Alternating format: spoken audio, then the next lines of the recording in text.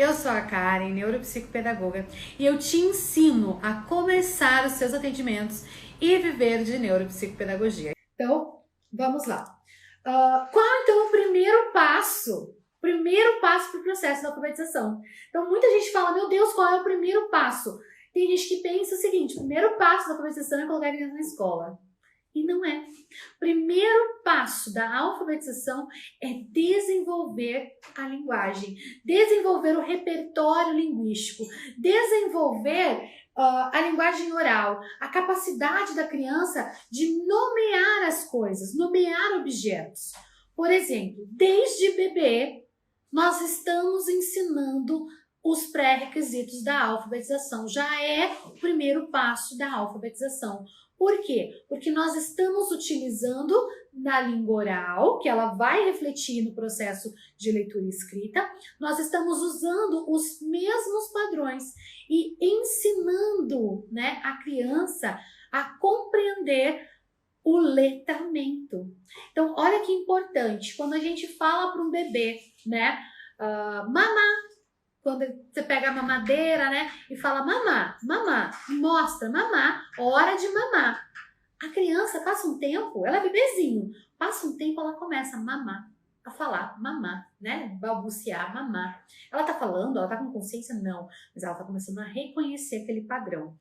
Mais tarde, quando ela desenvolver o seu processo de linguagem, ela vai saber o que é o mamar. Toda vez que falar mamar, ela vai saber que é a hora de ela se alimentar, né? Seja como ela se alimenta naquele momento, né? Essa mamadeira, enfim.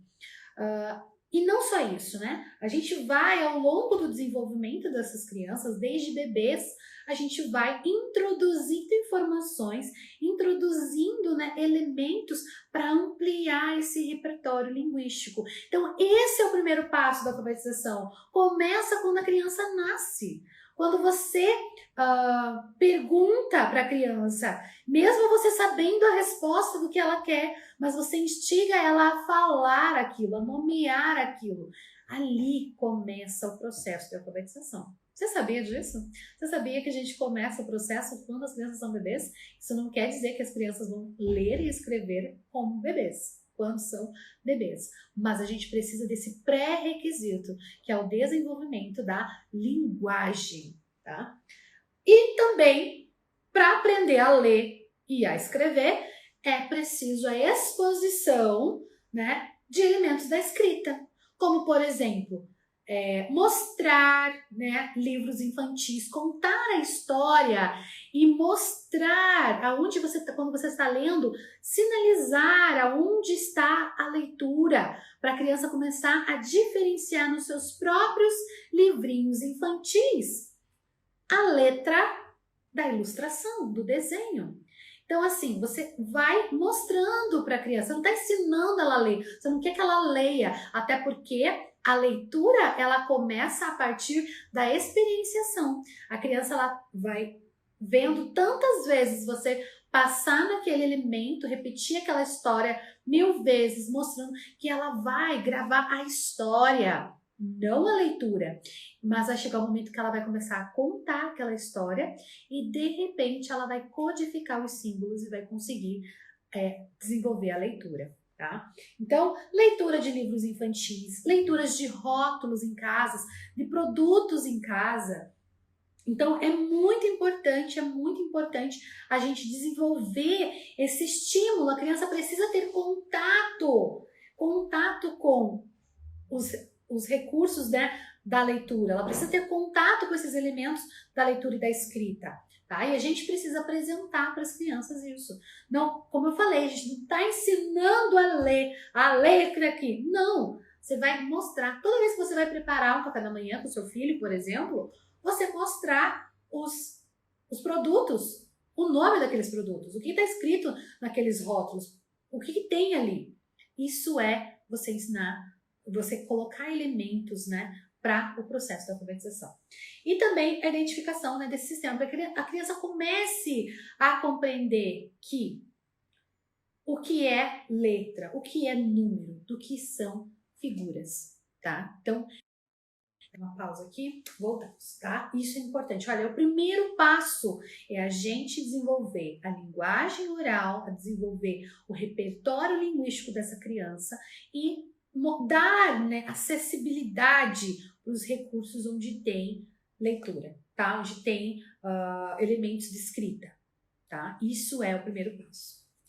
Mas, né, quando a gente fala em alfabetização, em neurociência, a gente entende que a alfabetização, ela é essa codificação de símbolos.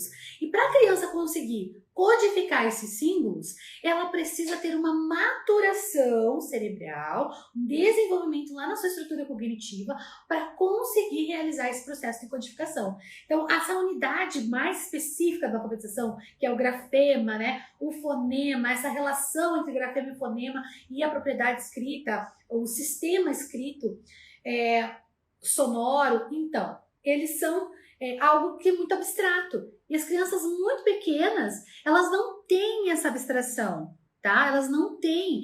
Então, assim, é por isso que muitas vezes você introduz esses elementos, você estimula, mas não quer dizer que uma criança de 3, 4 anos, ela vai aprender, ela vai se apropriar daquilo.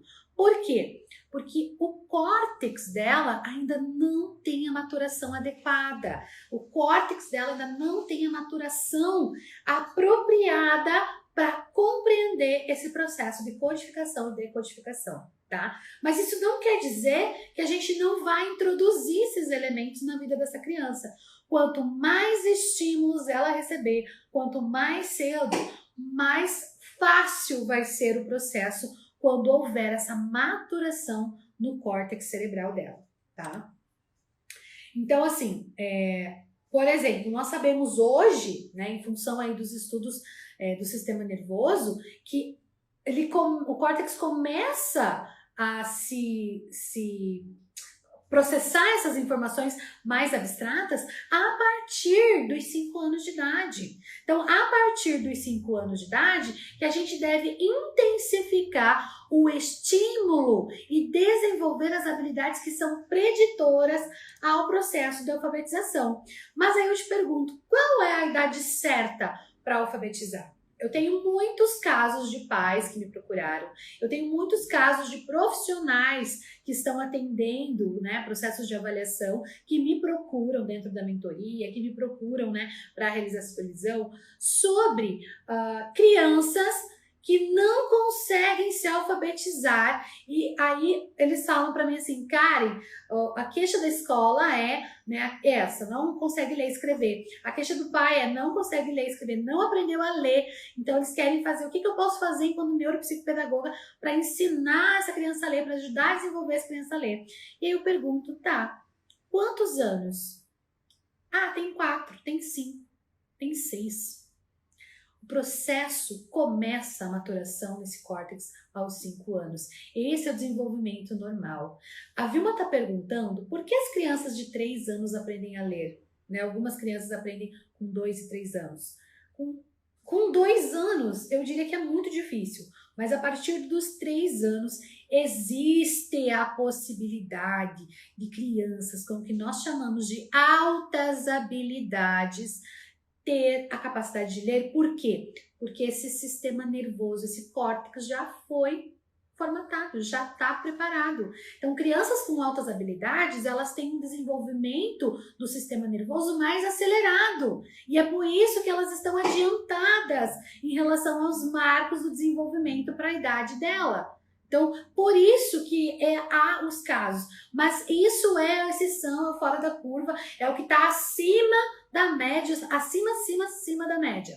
Assim como nós temos o desvio para baixo, são as deficiências intelectuais, que são os atrasos no neurodesenvolvimento, nós temos, né, as curvas para cima, que é o pessoal, né, as crianças que têm aí altas habilidades, que são superdotados.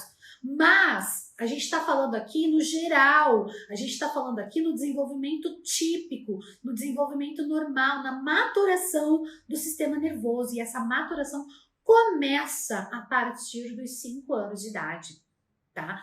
Antes de 5 anos de idade, essa criança ela não vai ter desenvolvimento para isso. Crianças com autismo é outro caso, elas têm uma alteração neurobiológica do seu processamento cognitivo. E o que acontece? Não são altas habilidades, pode ser uma altas habilidades, mas pode desenvolver também a síndrome de Savant. Tá? Existe uma síndrome, que é uma síndrome muito parecida com altas habilidades. Mas por quê? Porque há uma modificação na estrutura do córtex. Tá? Então, a criança ela tem uma modificação na estrutura do córtex que vai facilitar esse processo. E como a criança autista ela tem um hiperfoco, ela pode ter um hiperfoco nas habilidades linguísticas, gostar, ser muito desenvolvido para essa área linguística, mas ela tem a dificuldade da interação e da comunicação social, mas isso não afeta a cognição, tá? Transtornos como o TDAH, o TEA, transtorno de linguagem, transtornos específicos de aprendizagem não afetam a cognição. Então, é possível crianças com o transtorno apresentarem altas habilidades e aí vão apresentar comportamentos como esse, de aprender a ler aos 3 anos de idade. Tá? Mas, porque eles podem acontecer de maneira comórbida.